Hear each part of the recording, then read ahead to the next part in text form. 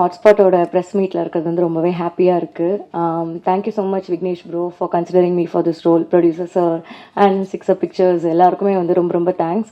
இந்த படம் வந்து March 29 ரிலீஸ் ஆகுது. அண்ட் ஆக்சுவலி நான் கதை வந்து 2 வாட்டி கேட்டேன். ஃபர்ஸ்ட் டைம் சொல்லும் போது எனக்கு வந்து ஐயோ நம்ம போய் மாட்டினோன்னா என்ன ஆகும் அந்த மாதிரி யோசித்தேன். அதுக்கப்புறமா அவரோட திட்டம் 2 பார்த்தேன். பார்க்கும் போது தான் ஓகே இவரோட ஸ்டோரி டெல்லிங் ஸ்டைல் இந்த மாதிரி இருக்குது. பட் அல்டிமேட்லி எண்ட்ல வந்து ரொம்பவே ஒரு நல்ல நோட்ல தான் வந்து எண்ட் ஆகுது அப்படின்னு சொல்லிட்டு ஐ ரெக்வஸ்டட் ஹிம் எனக்கு இன்னும் ஒரு வாட்டி நரேஷன் பண்றீங்களா அப்படின்னு. ரொம்ப ஸ்வீட்டா ஹி நரேட்டட். அண்ட் அப்போதான் எனக்கு ஆக்சுவலி என்ன சொல்ல வராருங்கிறதே எனக்கு புரிஞ்சுது. ஓகே ஸோ நம்ம அப்படியே வந்து சார் சொன்ன மாதிரி புக்கை வந்து அதோட கவர் வச்சு ஜட்ஜ் பண்ணாமல் நம்ம வந்து கொஞ்சம் அண்டர்ஸ்டாண்ட் பண்ணிக்க ட்ரை பண்ணோம் அப்படின்னு நினச்சேன். அண்ட் என்னோட போர்ஷன்ஸ் வந்து எனக்கு ரொம்ப பிடிச்சிருக்கு. இன்னும் நான் மற்றவங்க போர்ஷன்ஸ் பார்க்கல. பட் எனக்கு விக்னேஷ் ப்ரோ மேலே ரொம்பவே நம்பிக்கை இருக்குது. கண்டிப்பாக இது ஒரு சோஷியலி ரெஸ்பான்சிபிள் ஃபிலிமாக தான் வந்து இருக்கும். ஸோ ட்ரெய்லரை பார்த்து யாரும் ஐயோ அப்படின்னு நினச்சிட வேண்டாம். கண்டிப்பாக I believe it will be a very responsible film.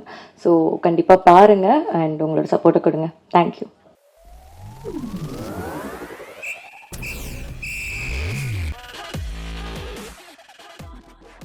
Manjummel boys 200 கோடி, பிரேமலு படம் 100 கோடி அப்படின்னு சொல்லிட்டு மலையாளம் சினிமாவுக்கு 2024 ரொம்ப அமர்க்கலமா ஆரம்பிச்சிருக்கு. மலையாளம் சினிமா பொறுத்த வரைக்கும் அவங்களோட மார்க்கெட் கம்மி அப்படிங்கறனால கம்மியான பட்ஜெட்ல நல்ல கண்டென்ட் உள்ள படங்களை தான் தொடர்ந்து எடுத்துக்கிட்டு இருப்பாங்க. அந்த வகையில மலையாளம் தாண்டி மலையாளம் படங்களை மற்ற மொழி ரசிகர்கள் வந்து ஓடிடியில் வந்ததுக்கு அப்புறம் பார்த்து சிலாகிச்சு பேசுறது, எழுதுறது அந்த மாதிரி விஷயங்கள் தான் பண்ணிக்கிட்டு இருப்பாங்க. பட் இந்த வருஷம் மலையாள படங்கள் தியேட்டர்ல பயங்கரமா ஓடி கலெக்ஷன்ல பெரிய ரெக்கார்ட்ஸை கிரியேட் பண்ணிருக்கு. அதுலயும் மஞ்சுமல் பாய்ஸ் படம் வந்து மலையாளம் இண்டஸ்ட்ரியில இருந்து 200 கோடியை தொடர முதல் படம்னு சொல்றாங்க. பிரமயுகம், மஞ்சுமல் பாய்ஸ், பிரேமலு சொல்லிட்டு மலையாளம் படங்கள் வந்து மற்ற ஸ்டேட்ஸ்லயுமே கலெக்ஷன்ல பயங்கர ரெக்கார்ட்ஸ் எல்லாம் கிரியேட் பண்ணிட்டு இருக்கு. அந்த வகையில இந்த வருஷம் இதுக்கப்புறம் மலையாளம்ல வரப்போற முக்கியமான படங்கள் என்னென்ன, அந்த படங்களுக்கான எதிர்பார்ப்பு எப்படி இருக்கு, அதை பத்தி தான் பார்க்க போறோம். Let's get into the video.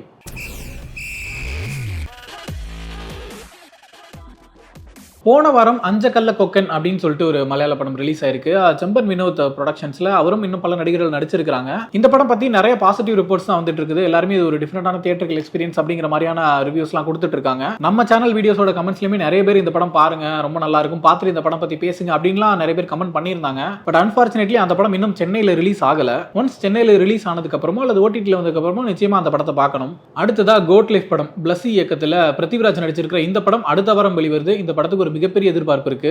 அதுக்கு காரணம் என்ன அப்படின்னா, இந்த படம் வந்து ஒரு உண்மை சம்பவத்தை அடிப்படையா வச்சு எழுத்தாளர் பென்யமின் எழுதின ஆடு ஜீவிதம் அப்படிங்கிற நாவலை பேஸ் பண்ணி தான் இந்த படத்தை எடுத்திருக்காங்க. கேரளால இருந்து கல்ஃப் கண்ட்ரீஸ்க்கு வேலைக்கு போறேன்னு சொல்லி போயிட்டு அங்க பாலைவனத்துல ஆடு மேய்க்கிற வேலைக்கு சேர்ந்துட்ட பல மக்கள் கஷ்டப்பட்டுக்கிட்டு இருப்பாங்க. அப்படியான கஷ்டத்துல மாட்டிக்கிட்ட ஒருத்தரோட கதை தான் இந்த ஆடு ஜீவிதம். இது நாவலா வெளிவந்தப்பவே மிகப்பெரிய அதிர்வலைகளை ஏற்படுத்துனுச்சு. அதுக்கப்புறம் இது சினிமாவாக போகுது அப்படின்னு தெரிஞ்ச நாள்ல இருந்தே இந்த படத்தின் மேல ஒரு மிகப்பெரிய எதிர்பார்ப்பு எல்லாருக்குமே இருக்கு. இந்த படம் ஒரு 5-6 வருஷத்துக்கு மேல ப்ரொடக்ஷன்ல இருக்கு. ரொம்ப முன்னாடியே ஆரம்பிச்ச படம். நடுவுல லாக்டவுனால சில ஸ்ட்ரகிள்ஸ் எல்லாம் ஃபேஸ் பண்ணி அதுக்கப்புறம் 3 நாளைக்கு அப்புறம் கஷ்டப்பட்டு இப்பதான் அந்த படத்தை எடுத்து முடிச்சு ரிலீஸ் பண்ண போறாங்க. ஆக்டர் பிருத்திவிராஜ் பயங்கரமான எஃபோர்ட்ஸ் போட்டு அந்த கேரக்டர் ஜஸ்டிஃபை பண்றதுக்காக நடிச்சிருக்காரு. அதே போல இயக்குனர் பிளஸி பத்தியும் சொல்லி ஆகணும். மலையாளம் சினிமா பொறுத்த வரைக்கும் ஒரு முக்கியமான இயக்குனர். குறிப்பா சொல்லணும்னா மோகன்லால் வச்சு இவர் இயக்குனர் தன்மந்த்ரா அப்படிங்கிற ஒரு படம். ரொம்ப சீரியஸான ஒரு சப்ஜெக்ட். அல்சைமர், அந்த மூளை பாதிப்பு நோயினால பாதிக்கப்பட்ட ஒருத்தரோட ஒரு ஸ்டோரி லைன் மாதிரி போயிட்டு இருக்கும். மோகன்லாலுக்குமே ரொம்ப முக்கியமான படம். ஏன்னா ரொம்ப கமர்ஷியலா மாஸ் மசாலா படங்கள் நடிச்சுக்கிட்டு இருந்த டைம்ல ஒரு பெர்ஃபார்மரா திரும்பவும் மோகன்லால வந்து ப்ரூவ் பண்ண படம் அப்படின்னு இதை சொல்லலாம். அதே போல மோகன்லால் வச்சு அவர் எடுத்த பிரம்மாரம்ங்கிற படம் அதுவுமே மலையாளம் சினிமால ரொம்ப முக்கியமான ஒரு படம். இந்த மாதிரி ரொம்ப சீரியஸான இன்டென்ஸான படங்கள் எடுக்கக்கூடிய இயக்குனர் தான் பிளஸி.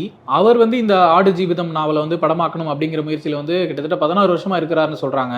இத்தனை ஆண்டுகள் போராட்டத்துக்கு அப்புறம் இவ்வளவு நாளா மனசுல ப்ராசஸ் பண்ணிட்டு இருந்த ஒரு கதையை வந்து அவர் படமாக்கியிருக்காரு.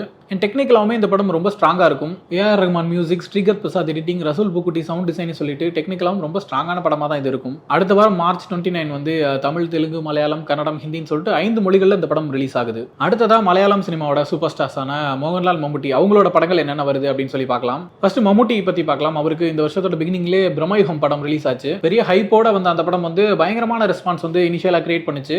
அதுக்கப்புறம் கொஞ்சம் மிக்ஸ்ட் ரிவ்யூஸ் வர ஆரம்பிச்சாலும் மம்முட்டி பொறுத்த வரைக்கும் அவருக்கு இந்த 2024 பிரமயுகம் மூலமா ஒரு நல்ல ஸ்டார்ட்னு தான் சொல்லணும். இன்ஃபேக்ட் அவரோட கடைசி 2 படங்களுமே சீரியஸான சப்ஜெக்ட் தான். போன வருஷம் காதல் தி கோர் படம் பண்ணியிருந்தாரு. அதுல வந்து ஒரு கேவா நடிச்சு பயங்கர இன்டென்ஸான ஒரு பர்ஃபார்மன்ஸ் கொடுத்திருந்தாரு. அதே போல பிரமயுகம்லயுமே ஒரு மிஸ்டீரியஸான கேரக்டர், ஒரு மிஸ்டரி த்ரில்லர் படம் சொல்லிட்டு பயங்கரமான ஒரு பர்ஃபார்மன்ஸ் பண்ணியிருந்தாரு. பேக் டு பேக் 2 சீரியஸான படங்கள் பண்ணிட்டதுனால அடுத்து கமர்ஷியல் படங்கள் பக்கம் இறங்கிட்டாரு. இந்த வருஷம் மம்முட்டி அவர்களுக்கு 2 படங்கள் வருது. ஃபர்ஸ்ட் வந்து டர்போ. இந்த படத்தோட டைரக்டர் வந்து வைஷாக். இவர் வந்து புலிமுருகன், போக்கிரி ராஜா அந்த மாதிரியான படங்கள்லாம் டைரக்ட் பண்ணவர். Commercially successful director. குறிப்பா புலிமுருகன் படம் வந்து கேரளா இண்டஸ்ட்ரிக்கு இண்டஸ்ட்ரிக்கே ஃபர்ஸ்ட் 100 crore கிளப் படம்னே சொல்லலாம். அந்த வகையில மம்முட்டி அவர்களுக்கு டர்போ படம் வந்து ஒரு கமர்ஷியலா ஒரு மாசான படமா இருக்கும் சொல்லி நம்ம எதிர்பார்க்கலாம். அது மட்டும் இல்லாம இந்த படத்துல மம்முட்டியை தாண்டி தெலுங்குல இருந்து சுனில் நடிக்கிறாரு, கன்னடத்துல இருந்து ராஜ் பி ஷெட்டி நடிக்கிறாருன்னு சொல்லிட்டு இந்த படத்தை ஒரு பேன் இந்தியா படம் மாதிரி தான் ட்ரீட் பண்ணிட்டு இருக்காங்கன்னு நினைக்கிறேன். மம்முட்டியோட லுக்குமே இந்த படத்துல பயங்கரமா இருக்குது. நீங்க வந்து பிரம்மயுகம் படத்தோட பிரஸ் மீட்ஸ் ஈவென்ட்ஸ்ல எல்லாம் வந்து மம்முட்டி அந்த கெட்டப்ல தான் வந்திருந்தாரு, ஒரு தக்கான கெட்டப்ல இருந்தாரு. மம்முட்டியோட அடுத்த படம் பசூகா.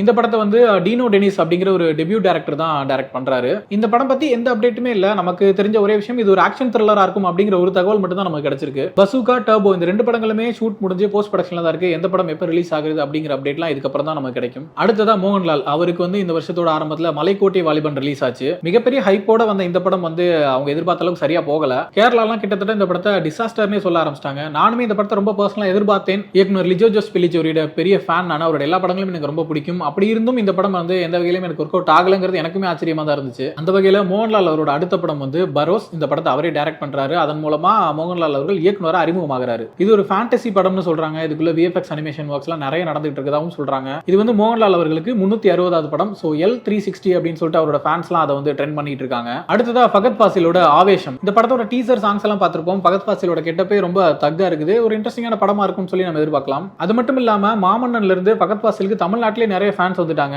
தமிழ்லயுமே தொடர்ந்து வேட்டையன் பண்றாரு. அப்புறம் வடிவேலு ஃபகத் ஃபாசில் இணைஞ்சு ஒரு படம் பண்றாங்க. அதுக்கப்புறம் புஷ்பா 2 இருக்கு. இந்த மாதிரி பெரிய படங்கள்லாம் பண்ணிட்டு இருக்காரு. அந்த வகையில் ஆவேசம் படத்துக்கும் ஒரு சின்ன எதிர்பார்ப்பு இருக்கு. இந்த படம் ஏப்ரல் 11 ரிலீஸ் ஆகுது. அடுத்ததா வருஷங்களுக்கு சேஷம். இந்த படத்துல வந்து மோகன்லாலோட பையன் பிரணவ் மோகன்லால் லீடா பண்ணியிருக்காரு. ஹிருதயம் ஒரு மிகப்பெரிய வெற்றி படம். ஹிருதயம்க்கு அப்புறம் அவர் லீடா பண்ணக்கூடிய படம் இது. இந்த படத்தோட இயக்குனர் வினீத் ஸ்ரீனிவாசன் தட்டத்தின் மறையத்து, ஹிருதயம் மாதிரி ரொம்ப முக்கியமான படங்கள்லாம் டைரக்ட் பண்ணவர். பிரணவ் மட்டும் இல்லாம ஏகப்பட்ட நடிகர்கள் இந்த படத்துல நடிச்சிருக்காங்க. நிவின் பாலி, கல்யாணி பிரியதர்ஷன், நீரஜ் மாதவன் சொல்லிட்டு ஏகப்பட்ட நடிகர்கள் இந்த படத்துல நடிச்சிருக்காங்க.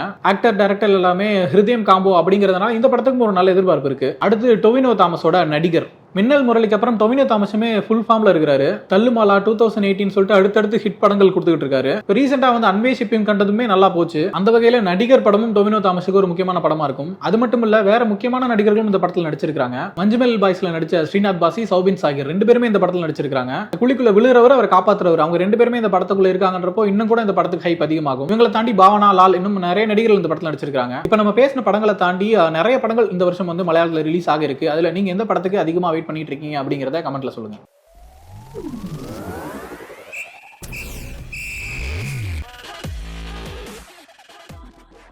Welcome to the whistle. Kanguva படத்தோட டீசர் ரிலீஸ் ஆயிருக்கு. ஜஸ்ட் 50 செகண்ட்ஸ் இருக்கக்கூடிய இந்த டீசர் எப்படி இருக்கு, அந்த டீசர்ல என்ன மாதிரியான விஷயங்கள்லாம் இருக்கு, அதெல்லாம் தான் டீகோட் பண்ணி பார்க்க போறோம். Let's get into the video.